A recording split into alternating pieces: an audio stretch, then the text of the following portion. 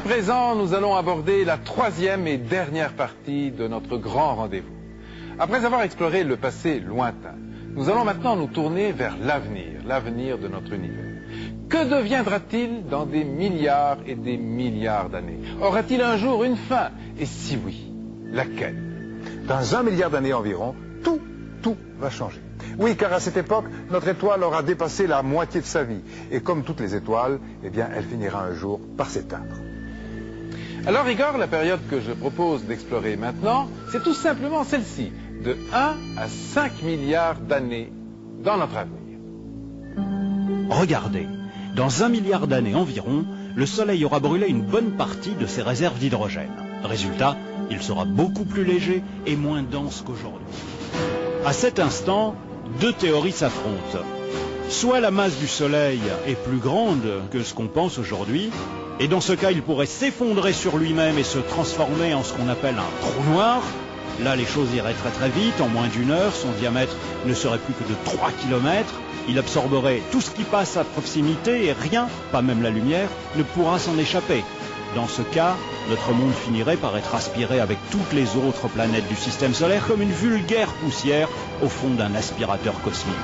En revanche, s'il n'est pas assez lourd pour former un trou noir, alors il s'éteindra lentement et deviendra une étoile à l'agonie, appelée naine blanche, dont l'éclat se ternira de plus en plus jusqu'à devenir un corps sans vie, une étoile morte, inerte, qu'on appelle naine noire. بسم الله الرحمن الرحيم إذا الشمس كورت. Pendant ce temps-là, sur notre planète, nous aurons laissé la place à des insectes géants, sortes de scorpions, de libellules ou d'araignées gigantesques, les mêmes que ceux qui existaient à la préhistoire, avant les dinosaures, lorsque la Terre était également très chaude. Mais la course des millénaires continuera, inexorable.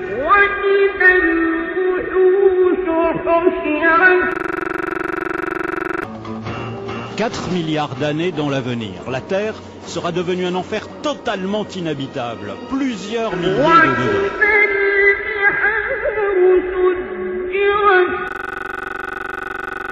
Et en épuisant son hydrogène, le Soleil continuera à enfler. Il fera de plus en plus chaud dans tout le système solaire. L'homme devra fuir de plus en plus loin, vers les grands satellites de Jupiter et de Saturne, aujourd'hui mondes glacés, mais qui à cette époque lointaine seront devenus habitables. Enfin, dans environ 5 milliards d'années, notre Soleil mourant sera devenu un monstre, une géante rouge, enflammant violemment la Terre et avalant l'une après l'autre toutes les planètes du système solaire. يسأل أيان يوم القيامة فإذا برق البصر وخسف القمر وجمع الشمس والقمر يقول الإنسان يومئذ أين المفر كلا لا وزر إلى ربك يومئذ المستقر.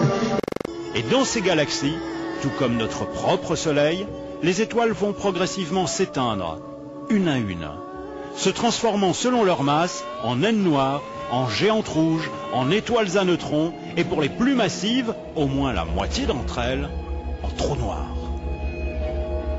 Mais allons toujours plus loin dans l'avenir. Nous voici 100 000 milliards d'années après le Big Bang. Dans notre Voie lactée et les autres galaxies, il n'y a presque plus que des étoiles mortes, des naines noires ou des trous noirs.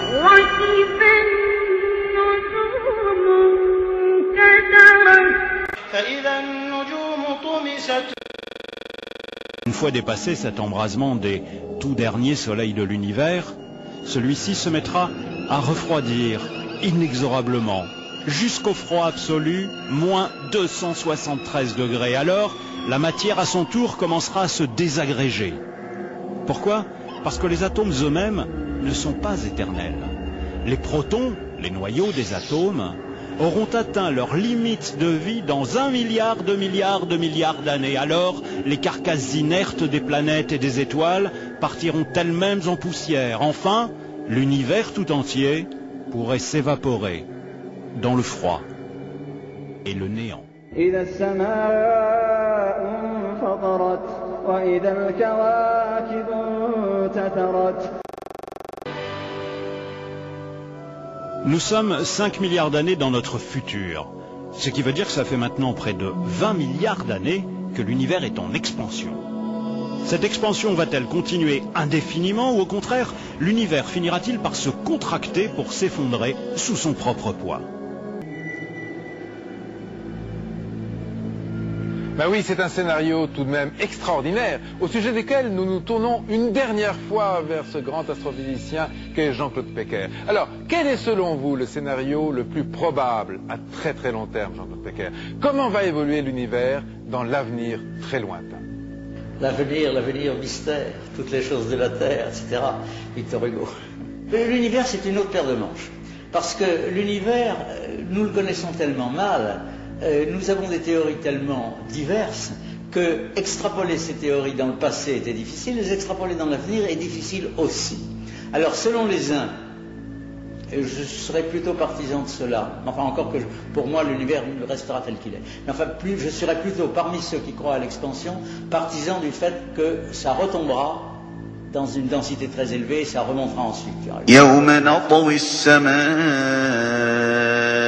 كطي السجل للكتب كما بدأنا أول خلق نعيده وعدا علينا إنا كنا فاعلين كل من عليها فان ويبقى وجه ربك ذو الجلال والإكرام فبأي آلاء ربكما تكذبان